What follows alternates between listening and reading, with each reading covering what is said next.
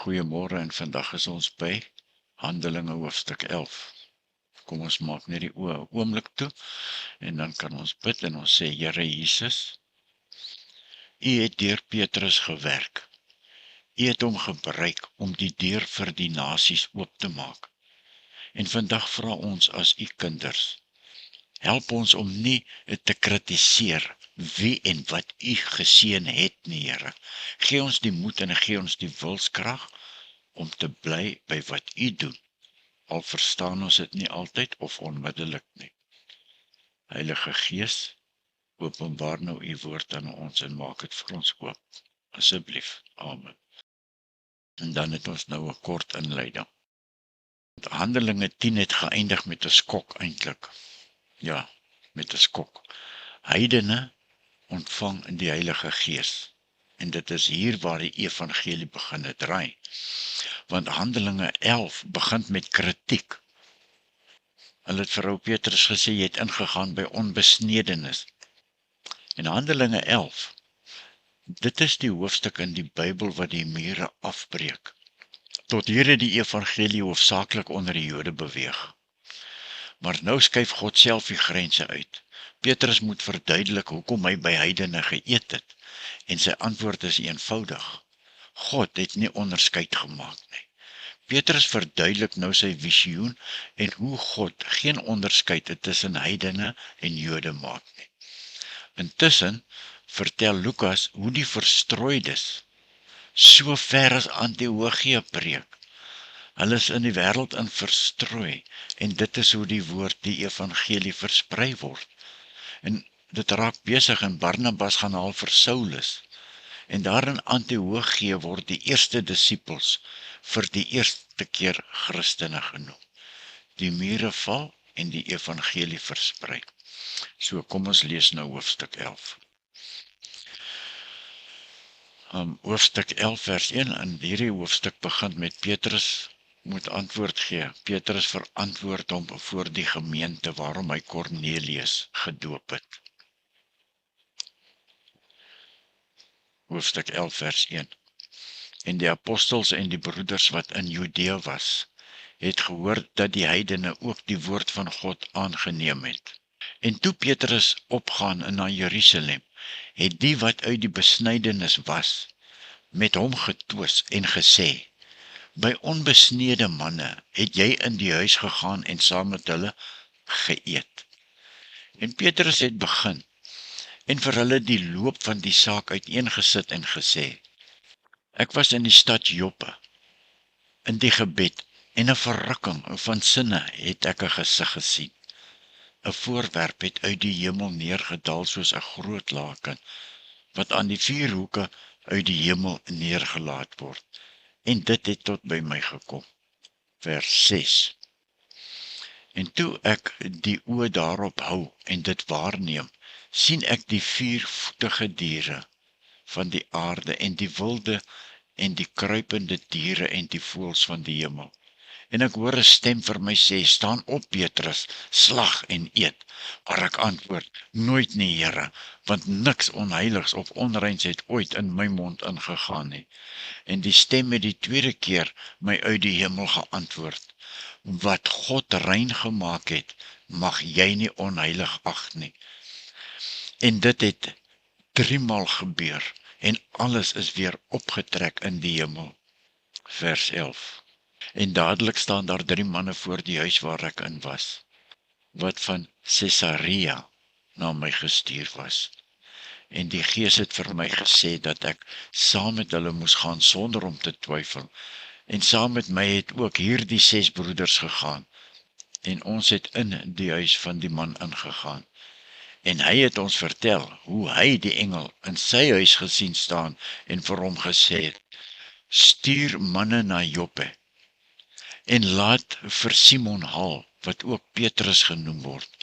Hy sal woorde tot jou spreek, waardeur jy en jou hele huis gered sal word. En toe ek begin spreek, het die Heilige Gees op hulle geval, soos op ons in die begin.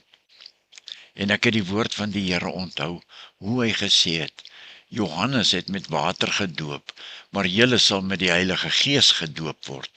As God dan aan hulle dieselfde gawe gegee het, soos aan ons, wat in die Here Jesus Christus glo.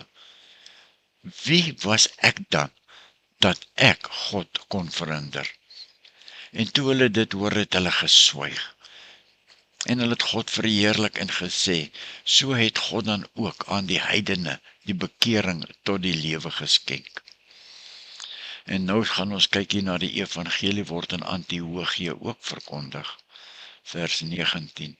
Die wat dan verstrooi was deur die verdrukking wat oor Stefanus ontstaan het die land deurgegaan tot by Fenicië en Cyprus en Antiochië, sonder om tot iemand die woord te spreek, behalwe tot die Jode alleen.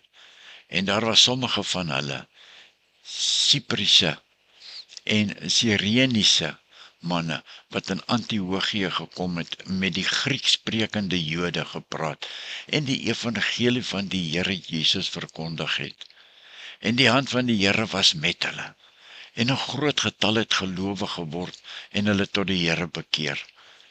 En die berig hiervan het die gemeente wat in Jerusalem was, ter ore gekom, en hulle het Barnabas afgestuur om die land deur te gaan tot by Antiochië. Toe hy daar kom en die genade van God sien, was hy bly en het almal vermaan om met hartlike voorneme aan die Here getrou te bly.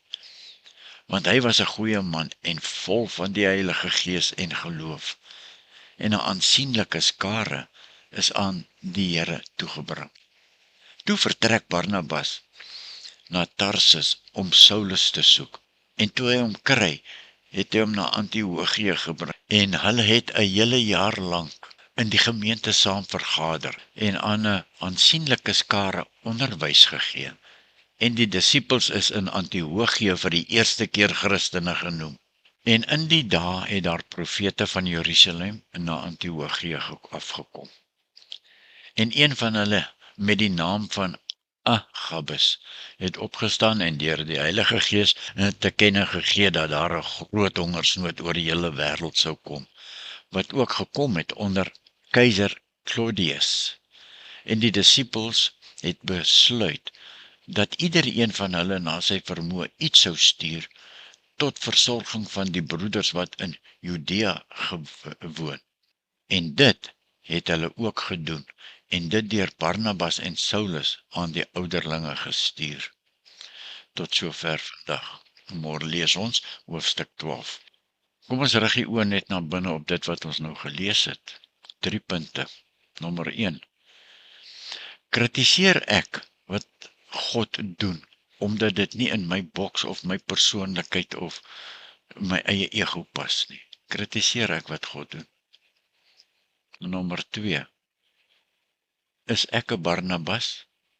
Barnabas sien genade in Antiochië en hy bemoedig almal daar. Bemoedig ek ook ander mense of stoot ek hulle weg? Wat is God se wil vir ons Christene? Is dit om mekaar weg te stoot of om mekaar te bemoedig? En nommer 3, waar hou ek nog deure toe wat God alreeds oopgemaak het? Of probeer ek dit toe? As God beweeg, moet ons dit nie probeer keer nie. Ons moet dit vier. En ons sluit af met 'n kort gebed vir die dag.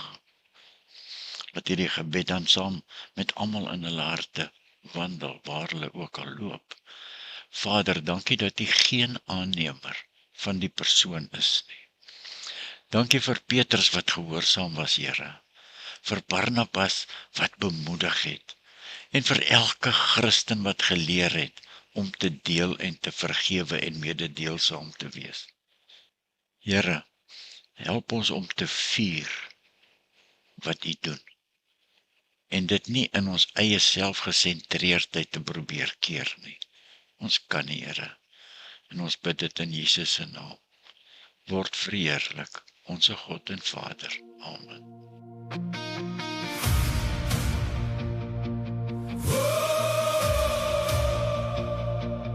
Ruk my oop,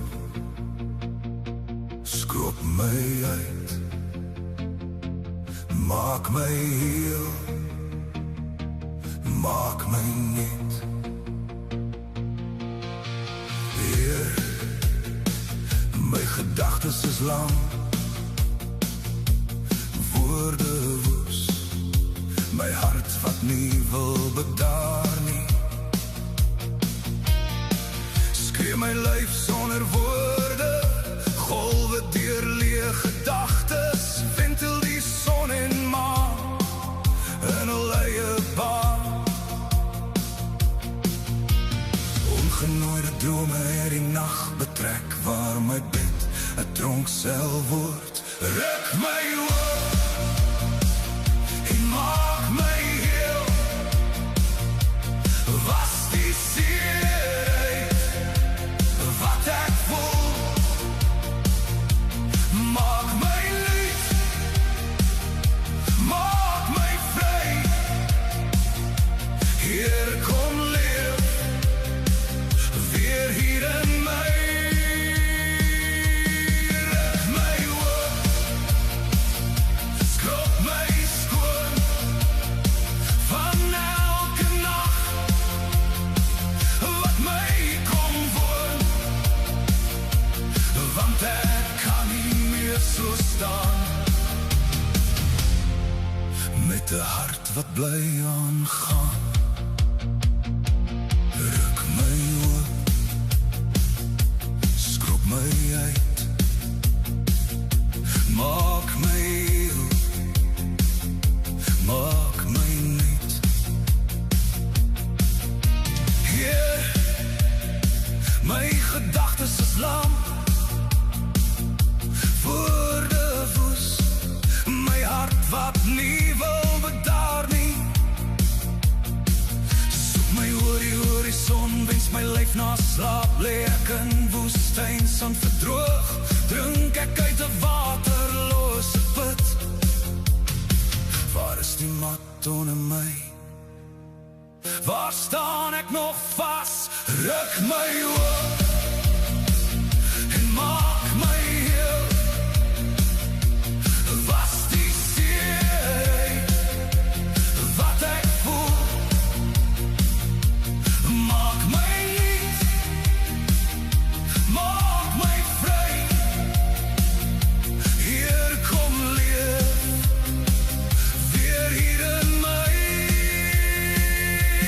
Ruk my oop, skrob my skoon, van elke nacht, wat my kom woon, want ek kan nie meer so staan, met 'n hart wat bly aangaan. Hier in die stilte, waar ek niks meer het om weg te steek nie, net ek en u, en 'n hart wat breek om weer te leef. Ruk my oop en maak my heel, vat hierdie pyn wat ek nog voel. Maak my nuut, maak my lig, laat ek weer die hand sien in my gesig. Ruk my oop, hou my vas, al val ek weer, al breek ek vas, want sonder u is ek verlore, maar met u word ek weer gebore.